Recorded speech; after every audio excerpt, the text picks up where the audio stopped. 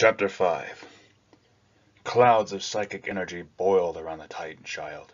Towering faces, fangs, claws, and eyes formed for an instant before dissolving back into the surge.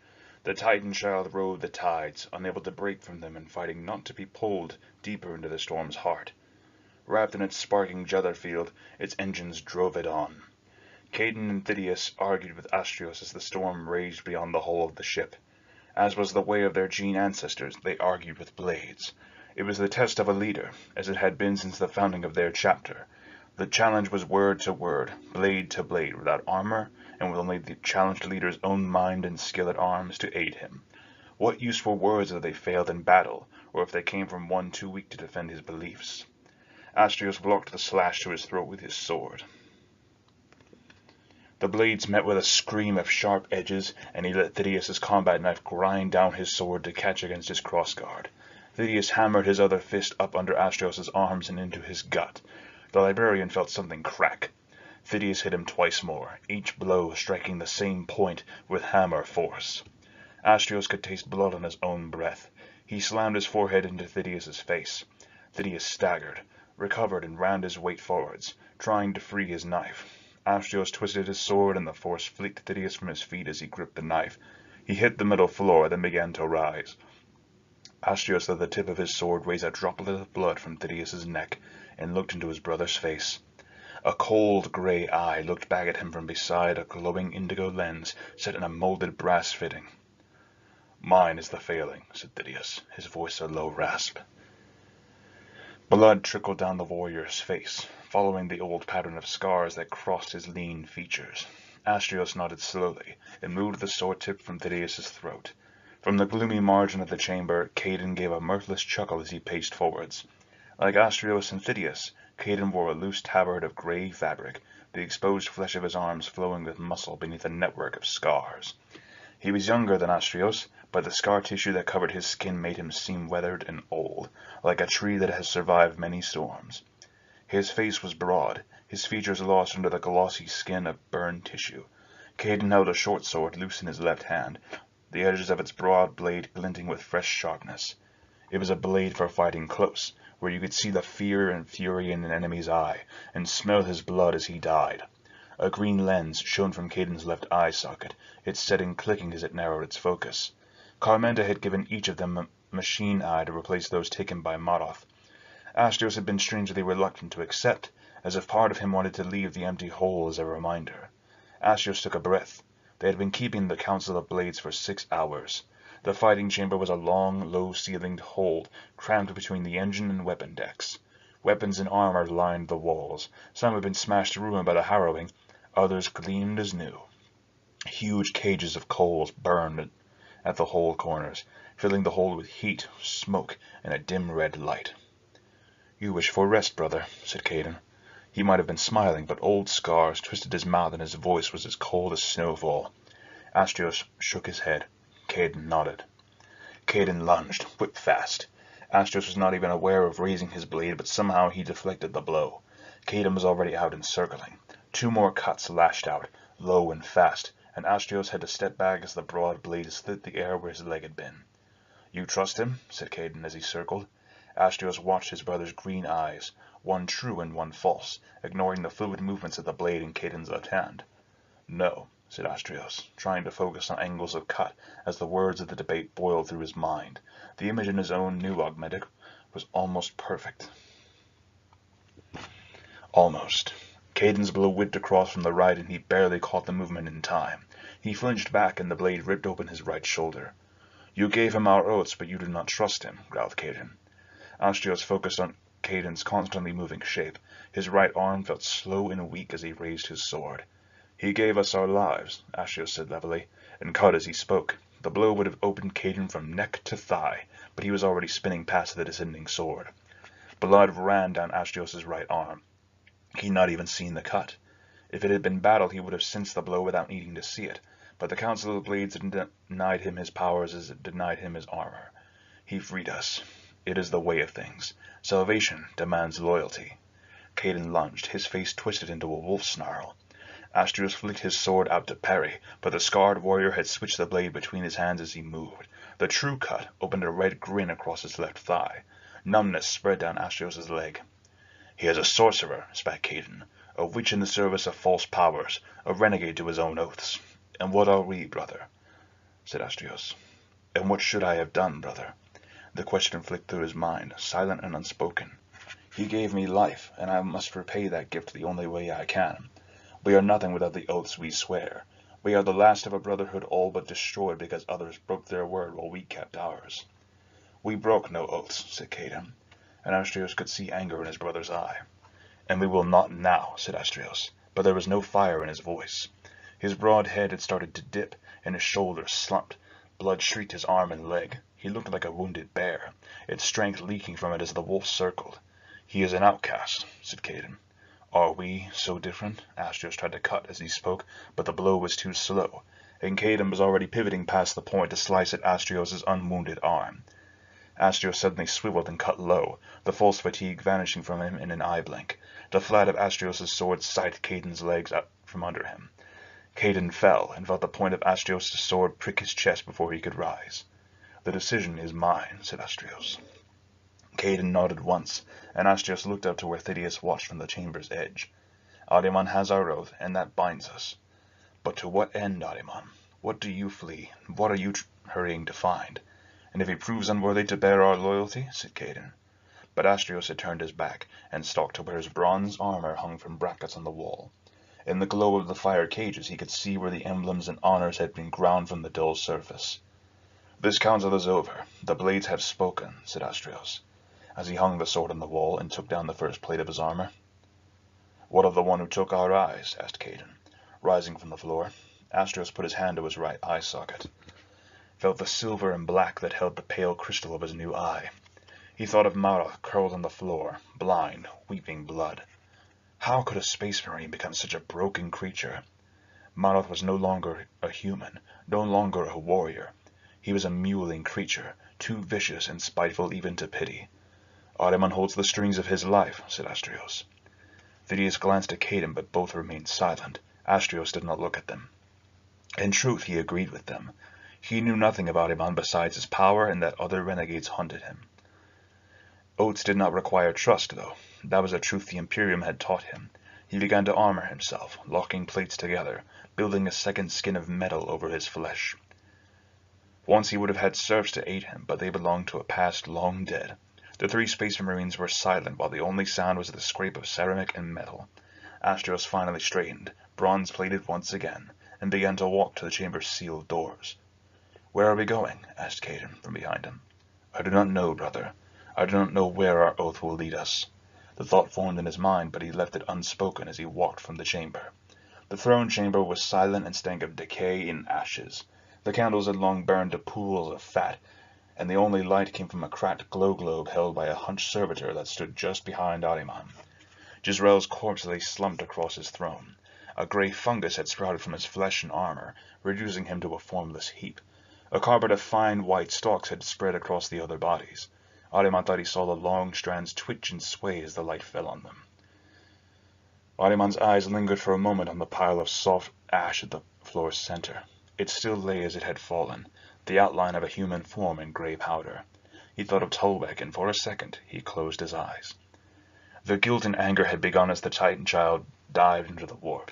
Perhaps it had been there before, blotted out by the drive for survival, numbed by the euphoria of wielding powers he had so long denied to himself. He had walked from the bridge and lost himself in the tangle of the ship's passages, letting his mind play through what had happened, the vision, the emissary, what he had done and why.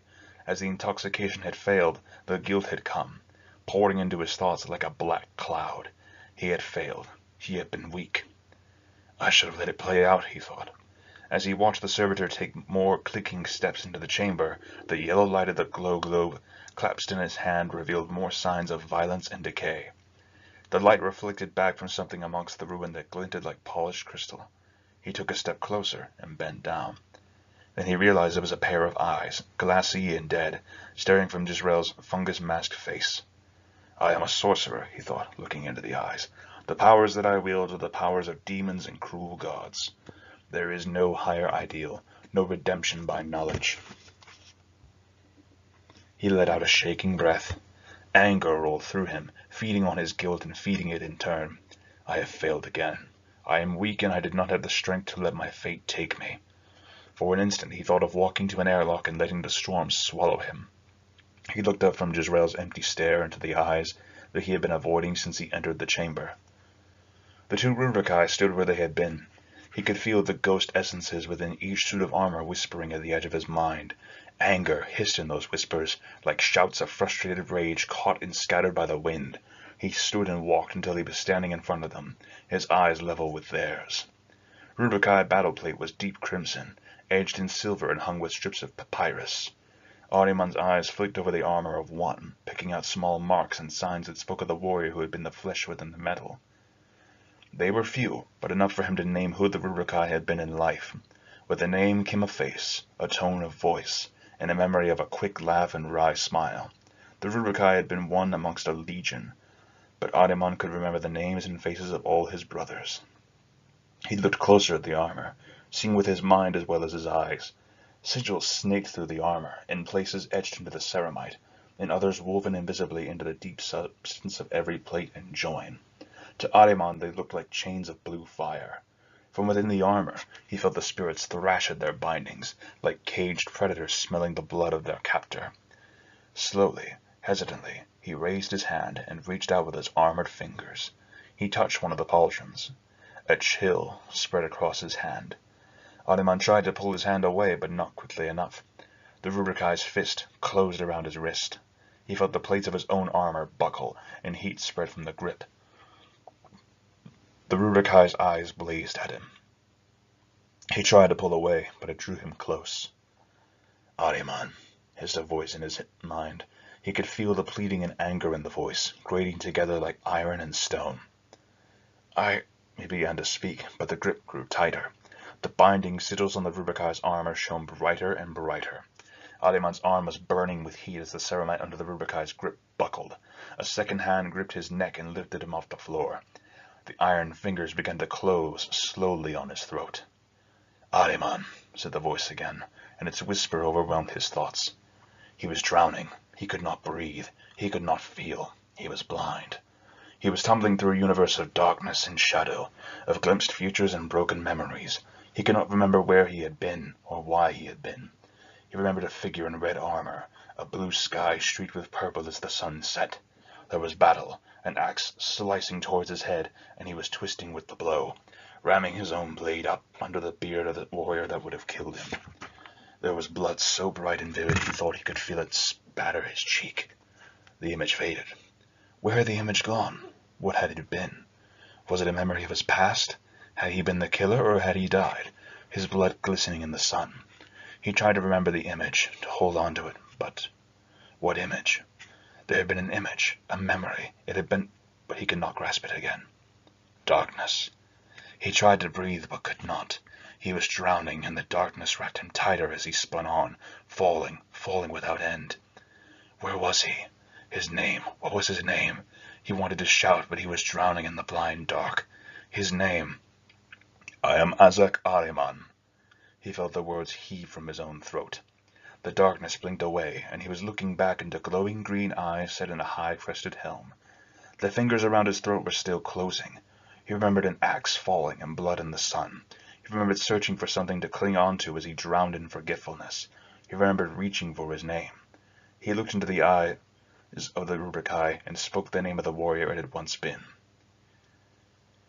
Helio Isidorus. The Rubrikai went still, and Ahriman gasped in its grip. He understood. He had not just reduced his brothers to spirit and dust. He had shattered their identities. Over time, the touch of the warp would have changed their flesh and dissolved their minds into madness.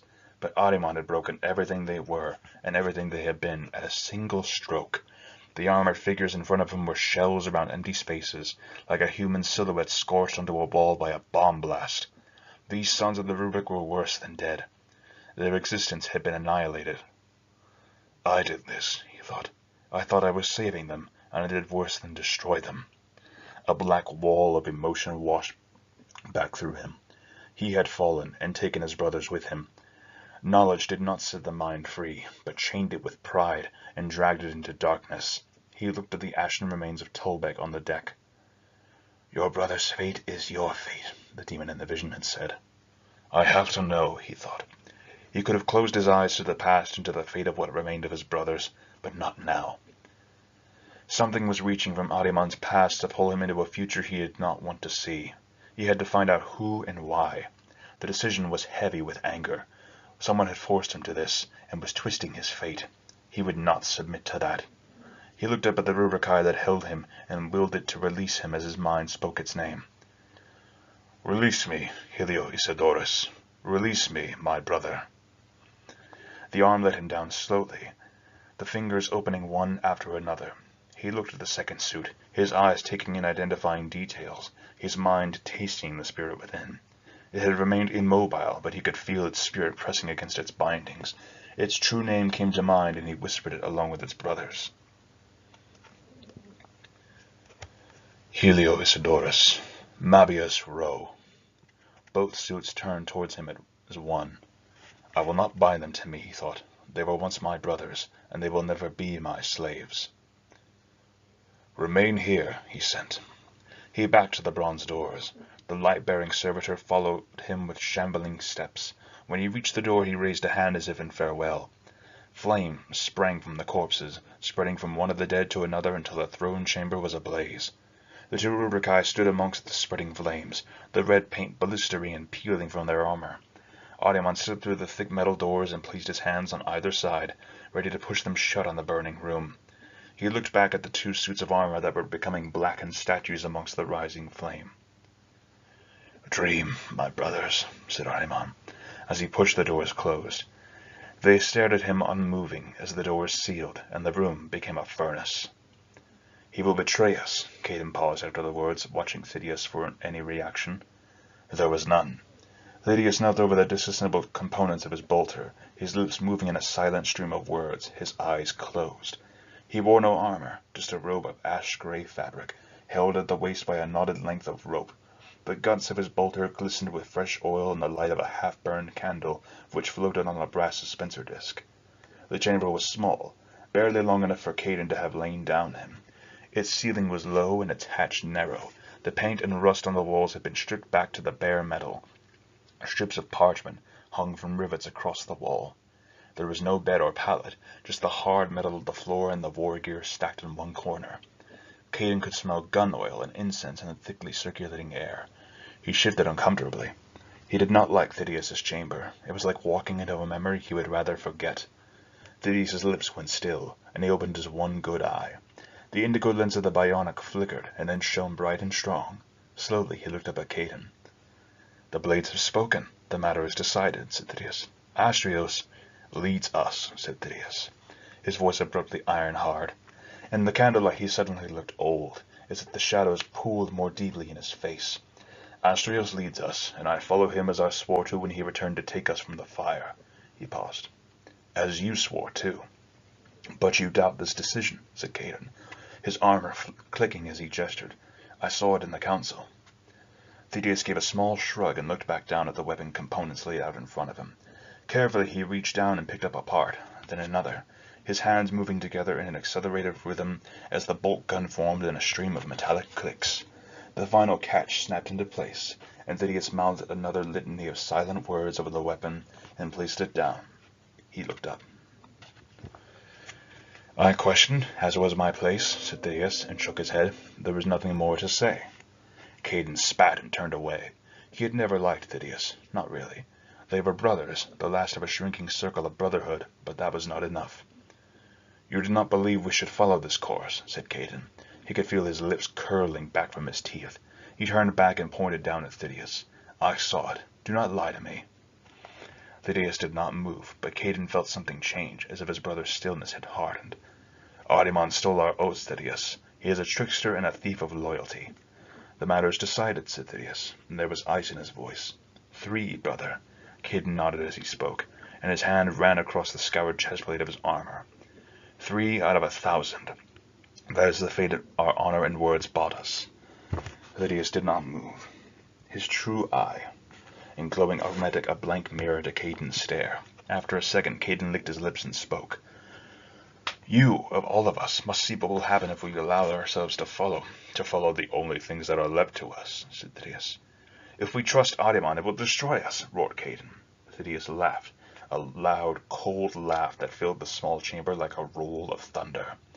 Caden froze, as if struck. No, my brother. Thaddeus shook his head, and there was no laughter in his voice. We were destroyed a long time ago. We became nothing the moment we did not die in the pyre of our home world. We are enemies to everything we fought for. Thaddeus stood and turned to set the boulder back on a wall bracket. Caden stared at him, not knowing what to say. There was nothing left of what we were. Not truly. You want to break our vows, to flee again, but it will not save us, brother. Caden's mouth opened, but no words came. We were born in the dark, but knew the light of the sun. Thaddeus's voice stopped Caden with his hand on the hatch. Now we are falling, and the sun is a vanishing memory. Thaddeus paused, and Caden turned back.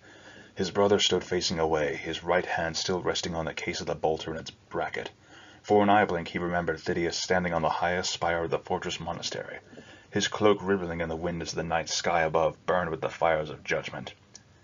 I will never see that sun again, said Thaddeus, his voice low, but I would die remembering that I knew its light for a time. Caden looked away after a long minute and left in silence. Ahriman found Maroth lying curled in the dark before the door, his helmet sealed in place, the tatters of his skin cloak pale with frost. He had not been looking for the broken sorcerer. He had not even been intending to come to the bound demon's cell, but his feet had led him as if something hollow in his soul had drawn him into the quiet and the dark. When he had realized he was close to where Maroth had kept the bound demon, he had almost turned back. Then he had heard the sound, a low murmur of pain, carried to his mind as if by a breeze. For a second he had stood still, his mind straining to catch another scrap of the psychic noise. The sound came again, and he had followed it to find Maroth lying at the threshold of his creature's prison. Ahriman moved forwards and bent down next to Maroth. I came back to it, said Maroth, his voice wet and lisping across the inner armor box. I came, but I cannot see it. Ahriman stared into the red glow of Maroth's eyepieces. Behind the glowing crystal there were no eyes, just the two ragged pits that Astrios had left. Ahriman thought of the kilometers of corridors and passages he had walked to reach this point. How did you find your way here? Maroth shook his head and pulled back, as if trying to shrug away the question. Ahriman began to extend his mind towards Maroth. The growl filled Ahriman's mind. He reeled back. It felt as if a mouth had opened on the inside of his skull. He could hear grating teeth and feel the heat of a bloody breath on the skin of his thoughts. His mind snapped shut, his psychic senses recoiling back behind walls of will. The sound was all around him now, rumbling louder. It was not a growl, he realized. It was a chuckle, the laugh of a predator at the sight of its prey. Ahriman looked to the rune-marked hatch above Maroth's curled form. Maroth twitched and made a sound like a frightened animal, but Ahriman did not even look at him. The lock on the hatch was shattered, and a sliver of darkness showed at its edge. The blood hammering in his ears suddenly seemed touched by ice. The hatch swung outwards, the darkness within opening wide. The presence of the creature hit him in a wave of sensations. The taste of blood, the pain of ice burning flesh, the black of water in caves that have never been touched by the sun. Psychic fingers pawed across his thoughts, their touch like memories of nightmares, trying to pull him down into pain and blankness. He forced his mind to stillness. The effort made him shiver, but the whispers faded, and the clammy presence became a weak scratching. His sword was in his hand without him realizing he had drawn it, its runes blazing with cold light. It did nothing, cried Maroth over the box. I came back to it, but I cannot see it. How did he find his way here with no eyes? The question echoed in his mind even through the rising tide of sensations flowing from the open hatch. He wanted to see, cackled Maroth. I told him what I had done to his brother, and he wanted to see it more than he wanted my blood. He saw for me. He led me, and I him. His eyes were my eyes. Something moved in the yawning space beyond the hatch. Ahriman brought his mind into the sword, his will shaping to the blade's edge. He stepped forwards into the blackness. The dark folded over him. For a second he saw nothing. Then shapes coalesced in the dark, lines and texture forming in the glow of his sword. The bound demon was there. He could taste its presence without needing to look at it. Astrios stood looking up at the creature which wore the skin of his brother. He was armored, and a grill-mounted helm hid his face. A bolter was clamped to his thigh plate, and a sword hung in a knot-worked leather scabbard at his waist. His hands were empty and hung at his sides. The fingers were lax and open. Ahriman did not lower his sword. "Astrios," said Ahriman into the vox. Astrios' head turned to face Ahriman. In the darkness, the glow of his eyepieces seemed like holes cut in the night.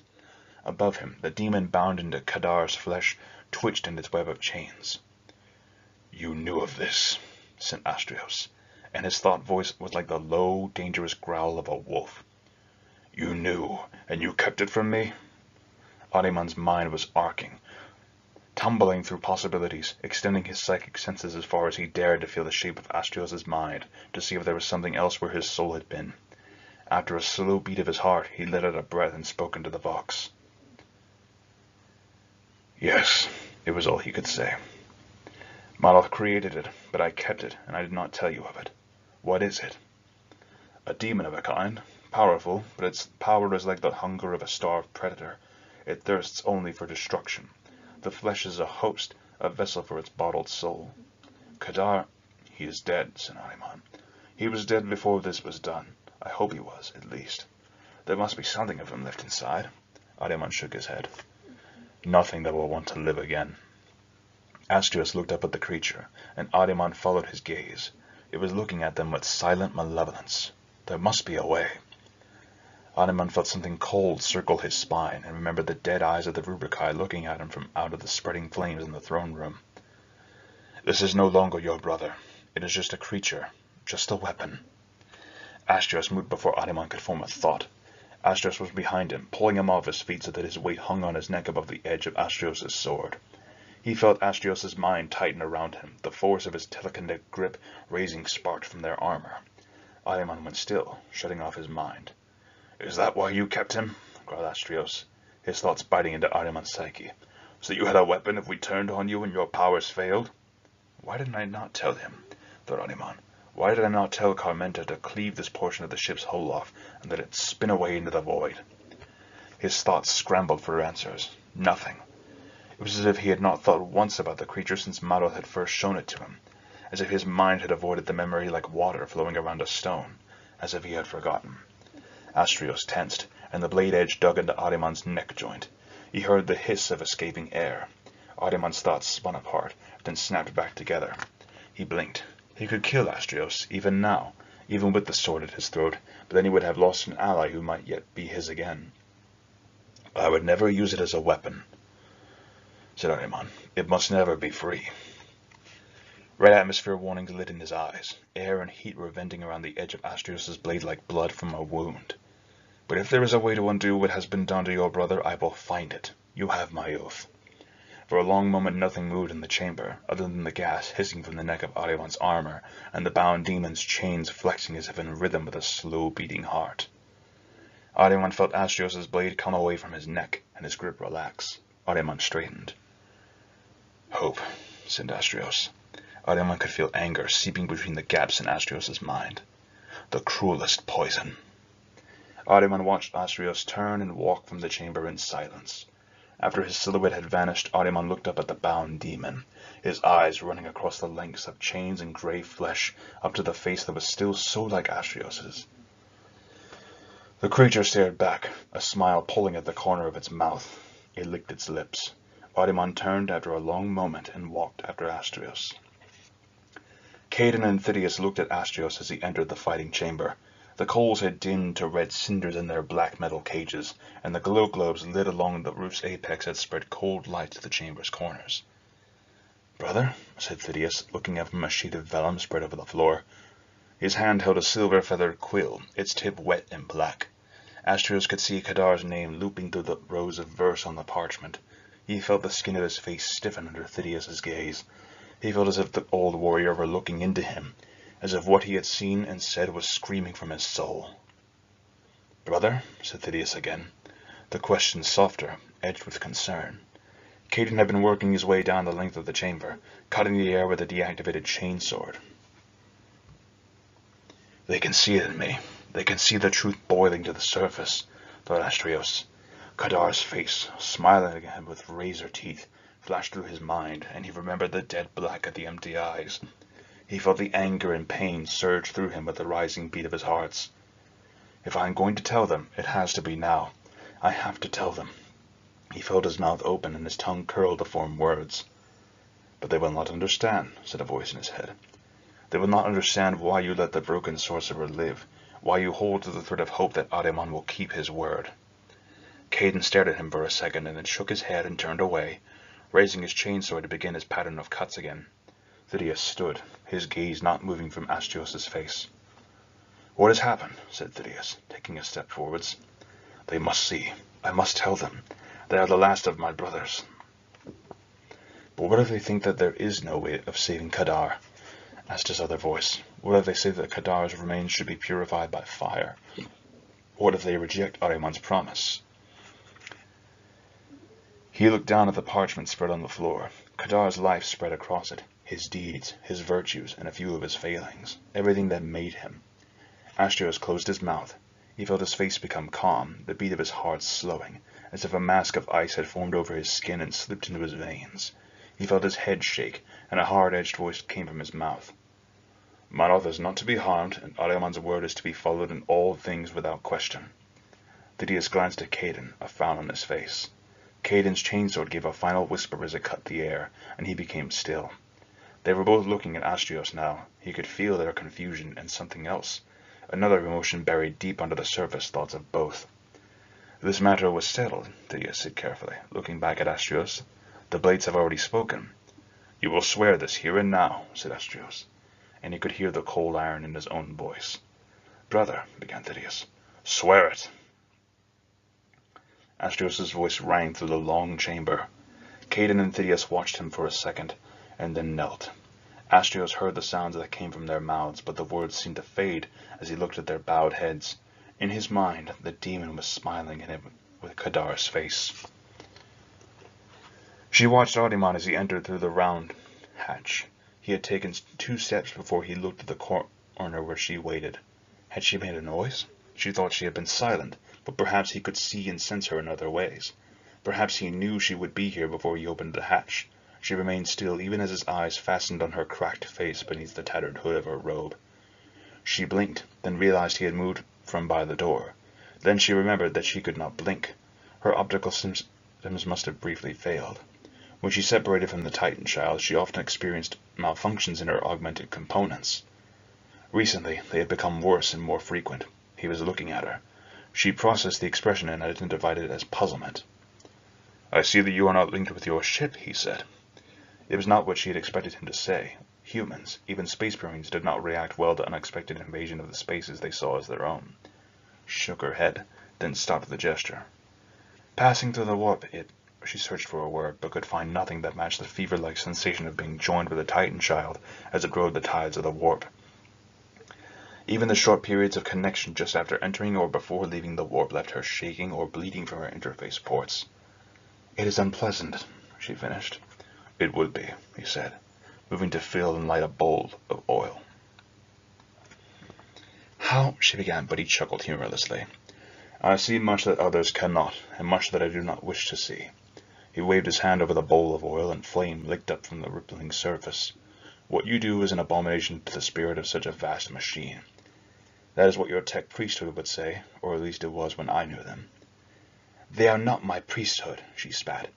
He glanced up at her, a quick flash of blue eyes, then he looked back to the flames that danced across the oil. Of course not. Otherwise you would not be slaving a warship to your will, and traveling with a vagabond handful of renegades on the edge of the Great Eye. She heard a feline snarl, and then realized that it had come from her throat. Her mechadendrites had snapped out from her shoulders, rearing like snakes ready to strike. What is happening? She felt detached, as if she were watching herself from afar. She felt her limbs vibrating with rage, but she was calm. No, came a thought. Part of you is calm. Another part is in the grip of anger. I wish you no harm, mistress, he said slowly. His voice was perfectly composed. I do not want to know why you are a renegade. I have seen enough and can deduce the rest. I will not take the ship from you. He paused. But you are walking a dangerous path, and trying to grasp power that might destroy you. A mind cannot exist as yours does, split between two realms, and survive whole. The flesh or the machine, one must win. I am strong enough, she thought. I am strong enough, she said, and realized that she controlled herself again. Perhaps, Ahriman shrugged. I do not judge you, mistress. There are limits to my hypocrisy. He looked away, an expression she did not understand passing over his face. You are right, though. You have no reason to think I am strong enough. He was silent for a moment, then reached out and ran his armored fingers through the oil flames. His eyes fixed on them as they blackened and the chip paint blistered. I will never take your ship from you. I swear that to you. She believed him, but was not sure why. There was a weariness to his words and bearing that reminded her of something she could not quite place.